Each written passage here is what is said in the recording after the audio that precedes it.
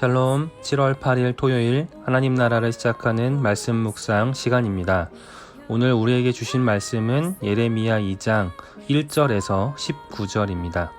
오늘 말씀은 구선희 간사님께서 말씀을 봉독하겠습니다. 하나님의 말씀을 경청하십시오. 여호와의 말씀이 내게 임하니라. 이르시되 가서 예루살렘의 귀에 외칠지니라. 여호와께서 이와 같이 말씀하시기를 내가 너를 위하여 내 청년의 때의 인애와 내 신혼 때의 사랑을 기억하노니 곧 씨 뿌리지 못하는 땅 그 광야에서 나를 따랐음이니라. 이스라엘은 여호와를 위한 성물 곧 그의 소산 중 첫 열매이니 그를 삼키는 자면 모두 벌을 받아 재앙이 그들에게 닥치리라. 여호와의 말씀이니라. 야곱의 집과 이스라엘의 집 모든 족속들아 여호와의 말씀을 들으라. 나 여호와가 이와 같이 말하노라. 너희 조상들이 내게서 무슨 불의함을 보았기에 나를 멀리하고 가서 헛된 것을 따라 헛되이 행하였느냐. 그들이 우리를 애굽 땅에서 인도하여 내시고 광야 곧 사막과 구덩이 땅 건조하고 사망의 그늘진 땅 사람이 그곳으로 다니지 아니하고 그곳에 사람이 거주하지 아니하는 땅을 우리가 통과하게 하시던 여호와께서 어디 계시냐 하고 말하지 아니하였도다. 내가 너희를 기름진 땅에 인도하여 그것의 열매와 그것의 아름다운 것을 먹게 하였거늘 너희가 이리로 들어와서는 내 땅을 더럽히고 내 기업을 역겨운 것으로 만들었으며 제사장들은 여호와께서 어디 계시냐 말하지 아니하였으며 율법을 다루는 자들은 나를 알지 못하며 관리들도 나에게 반역하며 선지자들은 바알의 이름으로 예언하고 무익한 것들을 따랐느니라. 그러므로 내가 다시 싸우고 너희 자손들과도 싸우리라. 여호와의 말씀이니라. 너희는 기띔 섬들에 건너가 보며 게달에도 사람을 보내 이 같은 일이 있었는지를 자세히 살펴보라. 어느 나라가 그들의 신들을 신 아닌 것과 바꾼 일이 있느냐. 그러나 나의 백성은 그의 영광을 무익한 것과 바꾸었도다. 너 하늘아 이 일로 말미암아 놀랄지어다. 심히 떨지어다. 두려워할지어다. 여호와의 말씀이니라. 내 백성이 두 가지 악을 행하였나니 곧 그들의 생수에 근원되는 나를 버린 것과 스스로 웅덩이를 판 것인데 그것은 그 물을 가두지 못할 터진 웅덩이들이니라. 이스라엘이 종이냐 시종이냐 어찌하여 포로가 되었느냐. 어린 사자들이 그를 향하여 부르짖으며 소리를 질러 그의 땅을 황폐하게 하였으며 그의 성읍들은 불타서 주민이 없게 되었으며 녹과 다바네스의 자손도 내 정수리를 상하였으니 내 하나님 여호와가 너를 길로 인도할 때에 내가 그를 떠남으로 이를 자치함이 아니냐. 내가 시올의 물을 마시려고 애굽으로 가는 길이 있음은 어찌 됨이며 또 내가 그 강물을 마시려고 아수르로 가는 길에 있음은 어찌 됨이냐. 내 악이 너를 징계하겠고 내 반역이 너를 책망할 것이라. 그런즉 내 하나님 여호와를 버림과 내 속에 나를 경외함이 없는 것이 악이요 고통인 줄 알라. 주 만군의 여호와의 말씀이니라. 성도님들은 사랑의 반대말을 무엇이라고 생각하시나요? 마더 테레사는 1979년 노벨 평화상을 수상하는 인터뷰에서 사랑의 반대말은 증오가 아니라 무관심이다 라고 말합니다. 제가 사랑에 관해 좋아하는 영어 표현이 있는데요. 영화 아바타의 인사법인 ICU입니다. 지난주일 예배 때 담임 목사님께서 설교 전에 이 인사법으로 서로 인사를 나누었었습니다. 저도 틴즈 친구들과 자주 이 인사를 나누는데요. I see you, 난 당신을 봅니다 라는 뜻의 이 말은 영화 아바타 속 나비족이 서로를 만나며 하는 인사입니다. 그리고 이 표현은 단순히 너를 바라본다 라는 의미를 넘어 나비족이 서로를 가족으로 받아들이고 사랑하는 사람을 향해 사랑을 고백할 때 하는 표현이기도 합니다. 즉, 사랑은 상대방을 바라봄으로부터 시작합니다.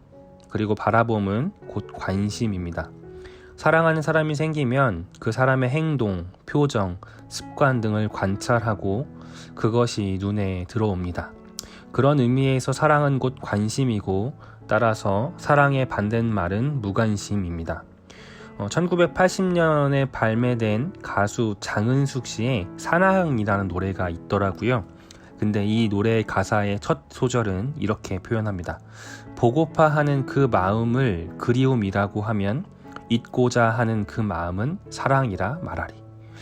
누군가를 잊으려고 하는 마음은 사랑하지 않음이 아니라 여전히 그 사람을 사랑하기 때문에 드는 마음입니다. 사랑했던 상대방에 대한 마음이 증오와 미움으로 바뀜 역시 여전히 그 사람을 사랑함의 일부분 기하는 것입니다. 예레미야서를 보면 무서운 심판과 하나님의 분노가 느껴집니다. 계속되는 하나님의 심판의 예언들은 그 말씀을 즐겁고 은혜롭게 만드는 것을 어렵게 합니다. 그런데 저는 예레미야서를 묵상할수록 이 성경은 하나님께서 우리를 더 이상 사랑하지 않아 그 사랑이 이제는 끝났다라는 것을 의미하는 게 아님을 느낍니다. 하나님의 분노와 실망감 속에 하나님이 얼마나 우리를 사랑하고 계심을 저는 느낄 수 있었습니다. 오늘 본문 역시 그렇습니다. 1절에서부터 3절에서 하나님께서는 예전에 뜨겁게 사랑했던 시절을 회상하고 그리워하십니다. 오늘 말씀의 2절을 공동 번역으로 보면 나 야훼가 하는 말이다. 씨 뿌리지 못하는 땅, 사막에서 나를 따르던 시절, 젊은 날의 내 순정, 얕곤 시절의 내 사랑을 잊을 수 없구나. 하나님은 말씀하십니다. 하나님은 이스라엘 백성과의 뜨거웠던 사랑을 여전히 잊지 못하고 계시고 이를 그리워하십니다. 이어 5절을 보면 그 사랑을 배신한 이스라엘을 향한 분노와 원망함이 묻어 나옵니다. 나 야훼가 말한다. 나에게 무슨 잘못이 있다고 너희 조상은 나를 멀리하였더냐. 너희 조상은 허수아비를 따르다가 허수아비가 되지 않았더냐 라고 말씀하십니다. 내가 너희한테 도대체 무슨 잘못을 했냐? 나는 여전히 너희를 사랑하고 너희를 아끼는데 왜 나를 버리고 다른 허수아비를 선택했냐? 하나님은 우리에게 따지십니다. 이어 6절에서는 그 사막에서 이끌어 주시던 야훼께서 어디 가셨을까 하며 나를 찾는 자도 없었다 라고 서운함과 안타까움을 고백하십니다. 만약 나에게 불만이 있었다면 너희에게 잘못해준 것이 있다면 차라리 나를 찾아 따지기라도 하지 왜 그마저도 하지 않았는지를 물으십니다. 더 이상 하나님께 원망이나 의심조차 하지 않는 이스라엘 백성들의 무관심에 하나님께서는 몹시 분노하십니다. 이스라엘 백성들을 향한 하나님의 마음이 말씀을 보면 볼수록 마치 사랑하는 연인에게 배신당한 그 사람처럼 느껴집니다. 여전히 그를 사랑하고 자신의 사랑을 외면하고 떠나버린 상대방을 향한 그 마음이 느껴집니다. 이는 반대로 그 일에 대한 시시비비를 가리고자 함보다는 사랑하는 그 사람이 다시금 돌아오기를 바라는 마음으로 읽힙니다. 하나님의 진노는 따라서 사랑을 기반으로 합니다. 하나님의 심판은 무관심과 외면이 아닌 우리를 향한 여전한 관심과 사랑의 표현입니다. 그렇기에 제발 다시 내게로 돌아와라. 하나님은 우리에게 외치십니다.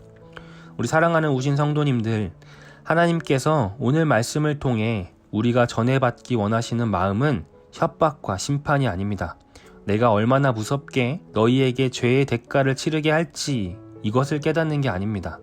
여전히 우리를 사랑하고 계시며 우리가 주님께로 돌아와 다시금 뜨거웠던 그 사랑의 교제를 이어가길 원하십니다. 그 교제가 하나님에 대한 의심, 원망, 불평일지라도 주님께 나와 시선을 맞추고 그렇게 서로 대화하고 관계하자 하십니다. 신앙의 연차가 쌓이고 말씀을 깊이 들으면 믿음이란, 기도란 내 삶의 외적인 것을 구하는 것 이상이라고 배웁니다. 좋은 직장에 취업하게 해주세요. 우리 자녀가 좋은 대학 가게 해주세요. 우리 부모님 안 아프게 해주세요. 하나님께 이런 것들을 구하고 기도하는 것, 이런 기도의 응답이 이것보단 더 성숙한 것을 구하고 드는 것이 더 훌륭하고 좋은 믿음이라고 배웁니다. 맞는 말입니다. 오로지 나 개인의 번영과 축복만을 구하는 것보다는 주님이 가르쳐 주신 기도처럼 먼저 그의 나라와 의를 구하는 것이 더 성숙한 기도입니다. 그러나 그런 기도를 하지 못한다 해서, 그런 기도를 할 수 없는 상황이라고 해서 내 삶의 현재 가장 중요한 내 개인적인 문제를 하나님께 털어놓지 못하고 다른 곳에 가서 허수아비와 같은 사람을 향해 그 문제를 해결하고 공유한다면 그것이 저는 더 안 좋은 기도, 더 얕은 믿음이 아닐까 생각합니다. 분명 하나님은 우리가 하나님을 온전히 신뢰하고 더 먼저 하나님 나라를 기대하고 구하는 기도를 원하시기지만, 때론 병든 딸을 살려달라는 회당장 야이로의 청을 들어 그 집까지 달려가셨던 것처럼, 배고파 굶주린 5,000명의 사람들을 먹이셨던 것처럼 우리의 삶에서의 의심과 고민, 내 개인적인 문제들, 그것에 대해서 고민하고 질문하는 것에 대해 하나님은 결코 우리를 책망하지 않으신다는 것입니다. 하나님께서 진짜 원하시는 것은 그 언제나 어떤 문제가 있을 때나 하나님 앞에 머물러서 하나님께 묻고 대화하고 함께 해결해 가는 것입니다. 그렇게 우리와 늘 하나님 앞에서 주님과 사랑의 교제를 하기를 원하십니다. 오늘도 우리를 애타게 주님 곁으로 부르시는 그 사랑의 손짓에 응답하여 하나님의 사랑의 교제 가운데 머물러 주님과 나의 삶에 대한 질문과 의심, 그리고 감사와 은혜를 함께 나누는 그런 우리 모든 성도님들 되시기를 바랍니다. 기도하겠습니다. 사랑의 하나님, 오늘 하나님의 분노와 책망, 실망 가운데 하나님의 사랑을 느낍니다. 다시 주님께 돌아오길 기다리시고 우리를 그리워하시는 주님의 마음을 느낍니다. 그 어떤 일이든 주님과 함께 하겠습니다. 어떤 고민이든 주님께 다 털어놓고 때론 의심하고 때론 저항하며, 그러나 주님 곁에 머물러 제 삶의 문제를 주님과 함께 헤쳐나가겠습니다. 사랑의 고백이신 예수님의 이름으로 기도드립니다. 아멘. 오늘은 구선희 간사님께서 주신 사연과 찬양을 함께 나누겠습니다. 최근 부모님을 떠나보내며 우리에게 주어진 천국 소망이 얼마나 큰 위로인가를 생각하게 되었습니다. 부모님을 떠나보낸 모든 분들에게 슬픔을 공감하시는 주님의 위로가 함께 하시기를 기도합니다. 라고 사연과 또 위로부에 공감하시네 라는 찬양을 함께 신청해 주셨습니다. 이 찬양 들으시며 묵상하실 때 영원한 하나님의 나라의 소망으로 우리 모두 위로를 얻기를 바랍니다.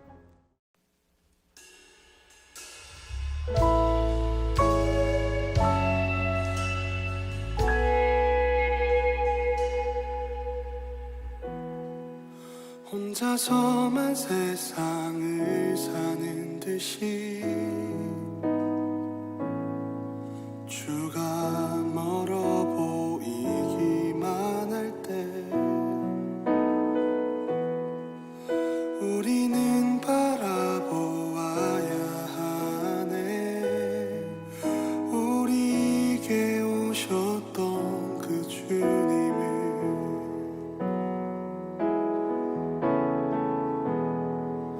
혼자서만 세상을 사는 듯이 주가 멀어 보이기만 할 때 우리는 바라보아야 하네. 우리에게 오셨던 그 주님을 주님이 우리의 아픈 마음을 아시네. 가까이서 우리의 아픔에 공감하시네. 우리 가운데 찾아오셨던 그 주님이 우리의 모든 상황에 공감하시네.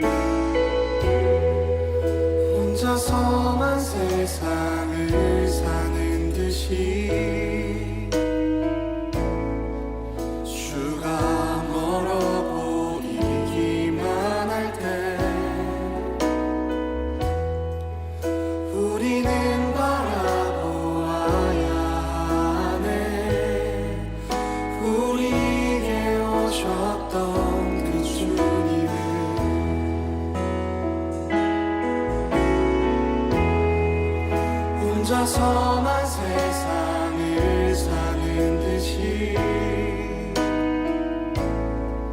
주가 멀어 보이기만 할 때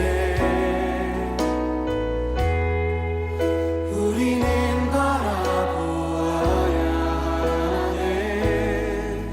우리에게 오셨던 그 주님을 주님이 우리의 아픈 마음을 아시네. 가까이서 우리의 아픔을 공감하시네. 우리 가운데 찾아오셨던 그 주님이 우리의 모든 상황에 공감하시네. 주님이 우리의 아픈 마음을 아시네. 가까이서 우리의 아픔을 공감하시네. 우리 가운데 찾아오셨던 그 주님이 우리의 모든 상황에 공감하시네.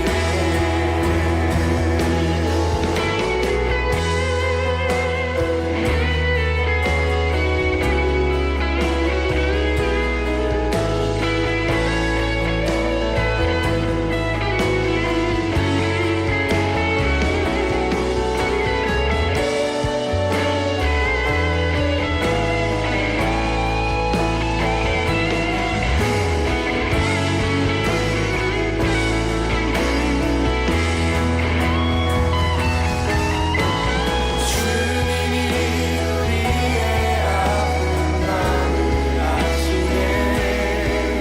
가까이서 우리의 아픔을 공감하시네.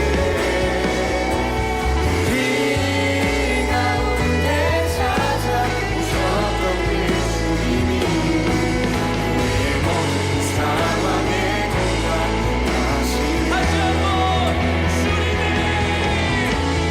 주님이 우리의 아픈 마음을 아시네. 가까이서 우리의 아픔을 공감하시네. 우리 가운데 찾아오셨던 그 주님이 우리의 모든 상황에 공감하시네.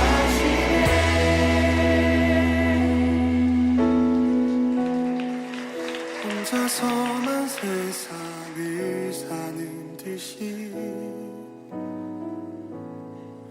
주가 멀어 보이기만 할 때 우리